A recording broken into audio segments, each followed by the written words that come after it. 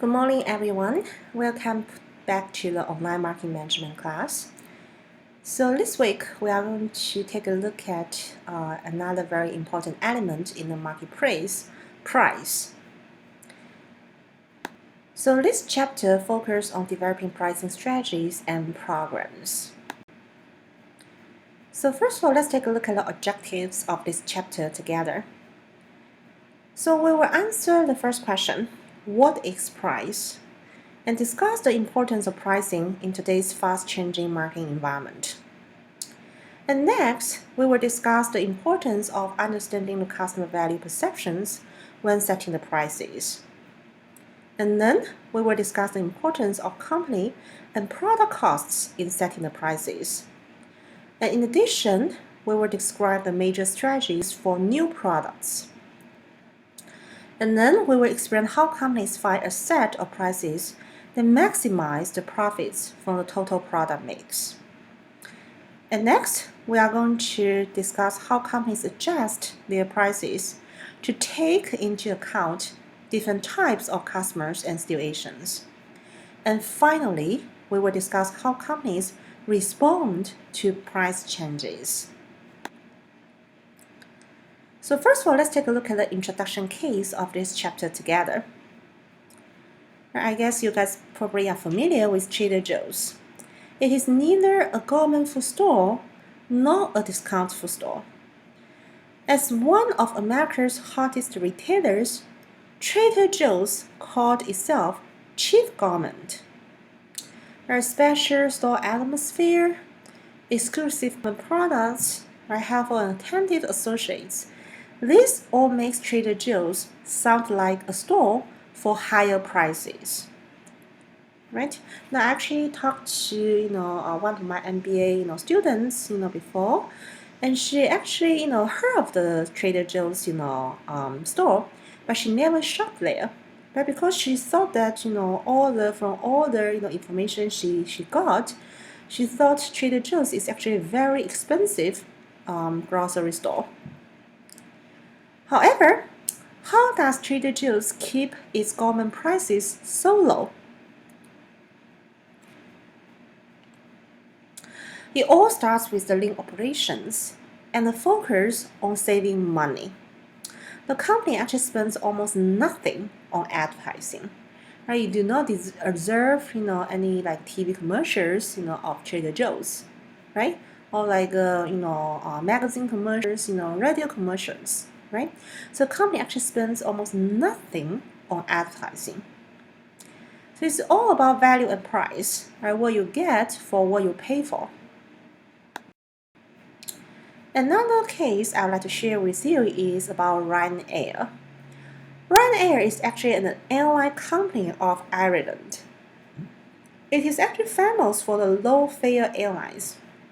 That is, offering air flights for free. So Ryanair actually accomplishes this by charging for everything but air flight service. So beverages, magazines, bag checks are all revenue producing extras. It is also selling the advertising space on the backs of the seats. So pricing decisions are actually affected by environmental and competitive forces. A company sets not a single price, but rather a pricing structure that covers different items in its product line. So what is a price? In the narrowest sense, price is the amount of money charged for a product or service. But more broadly, price is the sum of all the values that consumers exchange for the benefits of having or using a product or service. So here is one question I'd like to ask you. How does a company like Starbucks can price their products? Well, there are the three major factors that can affect a company's pricing decision. Right? Consumers' perceived value, the cost to produce the product, and the competitors' prices. Right? So Starbucks prices can be determined by the consumer's perceived value. right, how they perceive the value of their cup of coffee, right, compared to the coffee from Dunkin' Donuts or McDonald's. Right, consumers probably perceive a much higher value, right, for the coffee from Starbucks. Or you can also be affected by the cost of producing a cup of coffee, right, such as the cost of coffee beans, right, the materials cost, equipment cost, right, the machine they purchase to produce a cup of cappuccino, and also the labor cost, right? So all of these costs can also affect the company's pricing decision. And finally, right, they also need to take into account the competitors' prices. And the next question is, why price is so important? Because price is the only element in the market mix that can produce these revenues. All the other elements actually represents costs. So for example, think about product, right? Includes R&D fee, right? Research and development fee, all the production cost, and price, right? Involve transportation fee, storage fee, and so forth. And promotion includes all the advertising cost and sales promotion fee. So price is actually only element in the market mix that can produce this revenue. In addition, price is also one of the most flexible elements of the market mix, right? You can adjust the price easily. And the internet has changed the way buyers and sellers interact by providing more information with just one click away. So for example, consumers can compare the prices offered by different retailers by clicking the mysimons.com, right? So if you type in a coffee machine, right, from KitchenAid, for example, right, you can easily compare the different prices offered by different online vendors. Right, you probably will observe some prices are much higher compared to other online vendors. So with internet, right, the consumers can get instant price comparisons from thousands of vendors with just one click away. And another example, right, using Priceline.com, right, it is a traveling website. You can order the air flight tickets, hotels, using this website. It allows you to name your own price and have it met. So I use this website actually very often, especially when I was a PhD student at UConn a couple of years ago. I traveled to New York City a lot to attend conferences. So one time I used to bid the Hilton Hotel for just $50 per night in NYC. Right? Think about the average price, right, for the hotel there is like over $150. So this company actually announced their it also in the internet also announced the company like Priceline.com to customize the price for each individual consumers. And on the other hand, internet also allows the sellers to adopt a different pricing model. So for example, Lulala is a members-only website. They sell upscale like women's or males, fashion, accessories, and also home products through limited time sales. So usually it is a 2 day event. So I think it is a very good model for sellers to target their loyal consumers because those consumers actually volunteer to join the membership.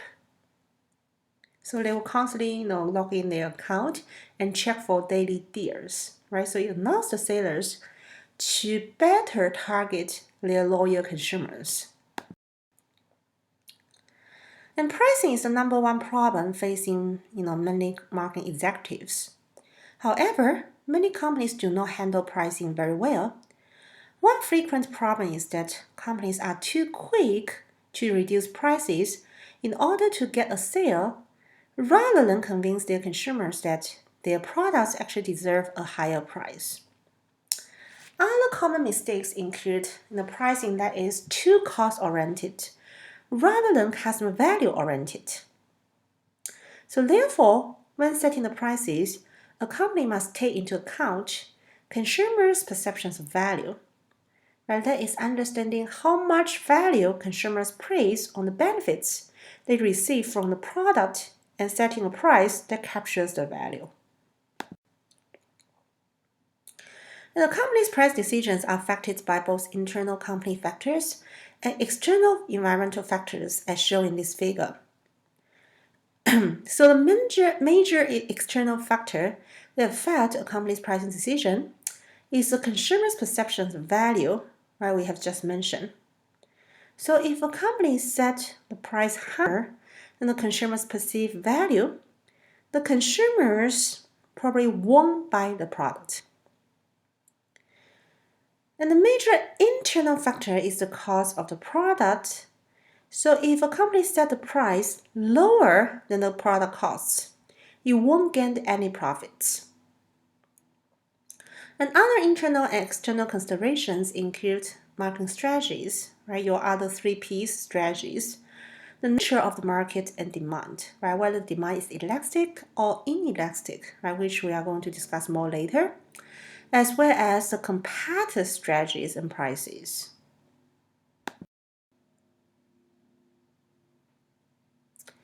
So pricing decision must start with the consumer's value because consumers will ultimately decide whether the product price is right. So value-based pricing uses buyers' perception of value rather than the seller's cost as the key to pricing. So it means that the marketers cannot design a product or marketing program and then set the price. Price is actually considered along with the other marketing mix variables before the marketing program is set. So generally speaking, the value-based pricing is customer-driven, while the cost-based pricing is product-driven. So let's take a look at one example together, right, to take a look at the importance of consumers' perception of value in setting price. A Steinway piano or any Steinway piano can cost a lot. So can you guys guess, the price for a brand new grand Steinway piano? It actually costs nearly $350,000, right? It's actually really expensive. You can always buy a house, right? In Naperville or in Romeoville, right, for that price. But to those who own one, a Steinway is of great value because the Steinway piano takes you places you have never been. So different consumers can have different perceptions of value. Right? Some perceive, iPhone 8 of great value, while others may perceive a Coach handbag of great value. And this figure compares the cost-based pricing with the value-based pricing. So cost-based pricing is product-driven, where the company designs a good product first, then determine their costs, and then they set the prices based on the costs, and finally you have to convince your consumers that your prices actually represents the product value. And value-based pricing reverse such process, where the company sets its target price based on consumers' perceptions of value, then it designs a product to deliver such value at target price. And based on the consumer's perception of value, in addition to the value-based pricing, there are two other price strategies include good value pricing and value-added pricing strategies. Okay, so let's take a look at each product strategy in more pricing strategy in more details. So good value pricing is defined as offering just the right combination of quality and good service at a fair price. So in many cases, this has involved introducing less expensive versions of established brand name products. So for example, while a fast food restaurants such as Taco Bell or McDonald's actually offer the value menu to their consumers, Now, sometimes a cheeseburger can cost you just 99 cents. And another example, Armani actually offers the less expensive, more casual Armani Exchange fashion line, right? So it's much cheaper compared to the regular Armani brands. So these are all examples of good value pricing strategies, right? You introduce less expensive versions of existing brand name products. An important type of value pricing at the retailer level is everyday low pricing. So this involves charging a constant everyday low price with few or no temporary price discounts. A typical example is Walmart, right? So it promises everyday low prices for its consumers. And in contrast, high-low pricing actually involves charging much higher prices on an everyday basis by running frequent promotions to lower prices temporarily on selected items. A typical example is Whole Foods Market, right? It charges a much higher prices for its organic products, but will frequently provide sales promotions on selected items. So Amazon might actually acquire Whole Foods Market. So, they are constantly, running some discounts on some, items, such as bananas, like salmons, etc., right? So hopefully it's not on a temporary, basis, it's a permanent basis. But still, for the other organic product lines, the prices at Whole Foods Market are actually much expensive compared to other retailers. In many business-to-business marketing situations, the challenging is to build the company's pricing power. It is power to escape the pricing competition and to justify higher prices and margins without losing the market share. So in other words, how you convince your consumers that your products actually deserve a higher price. So in many cases, many companies actually adopt the value-added pricing strategies. So rather than cutting the prices to match the competitors, they attach value-added services, right, to differentiate their offers and therefore support a higher profit margin. So for example, at a time when competing restaurants lower their prices and screamed value in a difficult economy, Panera Bread actually offers its consumers something between fast food and casual dining. So it remains profitable by adding value and charging accordingly, right, even during a recession time. So value-added services, include fresh baked bread, right, comfortable booths, leather sofas, warm lighting, and free Wi-Fi. So all of these value-added services actually enable the consumers to relax and stay in the restaurant for a while. I can spend my whole afternoon there, right, just working, on my like teaching, right? So here is all about the value-added services. So Panera Bread actually understands that even in uncertain economic times, lower prices often aren't the best value. Giving people something of value, and they will happily pay for it. Okay, so this is one example of value-added pricing. All right, let's take a look at the product costs. The product costs actually set the floor for the price that the company can charge. So it involves setting the prices based on the cost for producing, distributing, and selling the product, plus a fair rate of return for its effort and risk. So company's costs can take two forms, right? Fixed costs and variable costs. The total cost is actually the sum of the fixed and variable costs. And fixed costs are the costs that do not vary with the production or sales levels. So for example, such as the cost for the equipment, right, you purchased, the rent, right, for the factory, the heating cost, right, the utility cost, interest costs, right, if you purchase the entire factory, or executive salaries, right, the CEO of the company, right, their salaries do not vary as how many units you produce. So the fixed cost won't change no matter how many units a company produces. The variable costs vary directly with the level of production. Right? For example, such as packaging costs, the cost for the raw materials to produce the products. So if a company decides to produce more, it needs to hire more workers and purchase more raw materials, which will result in a much higher variable costs. Okay, so you probably have seen these terms in your economics class. And average cost tends to fall with the accumulated production experience, right? So this is known as the experience curve, right? Because the fixed costs are actually spread over more units.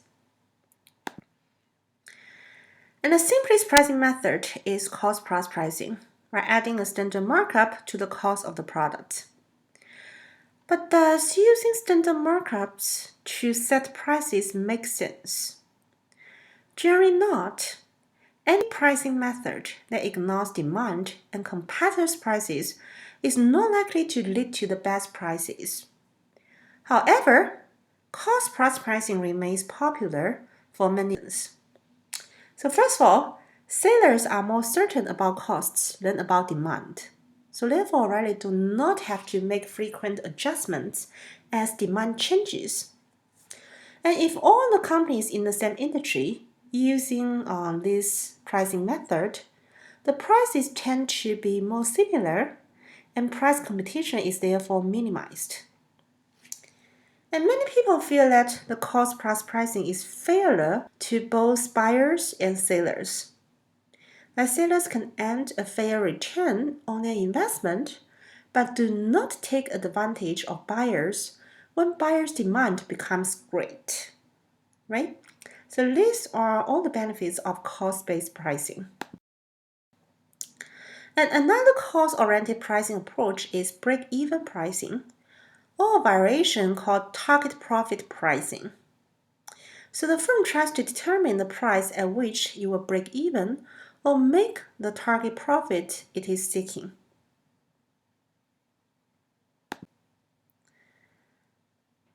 So the manufacturer should consider the different prices and estimate the break-even volumes, potential demand, and profits for each.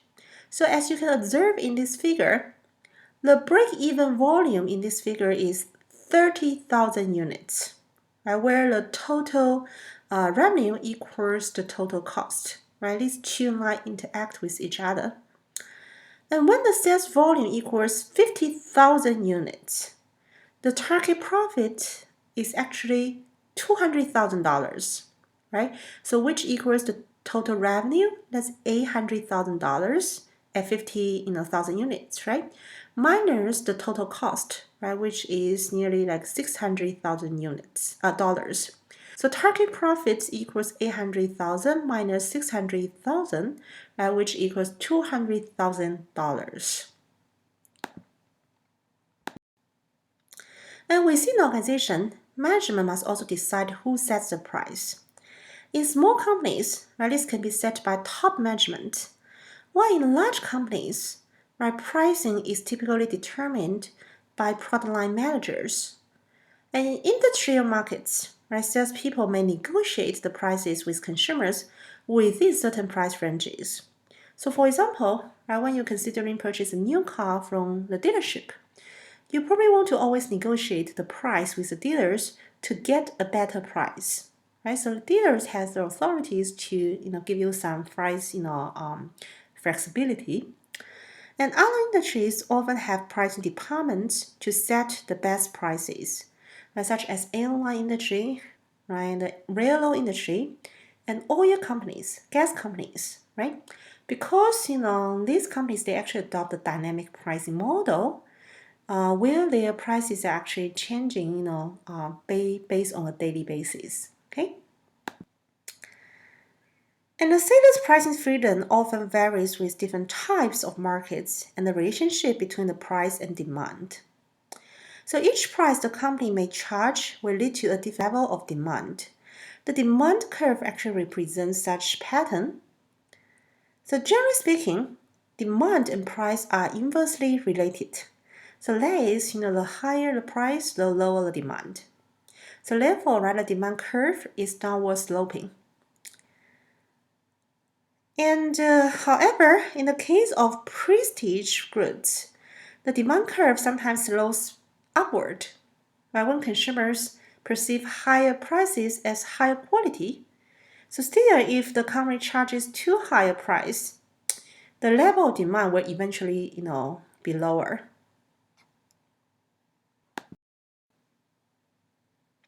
And marketers also need to think about, the price elasticity.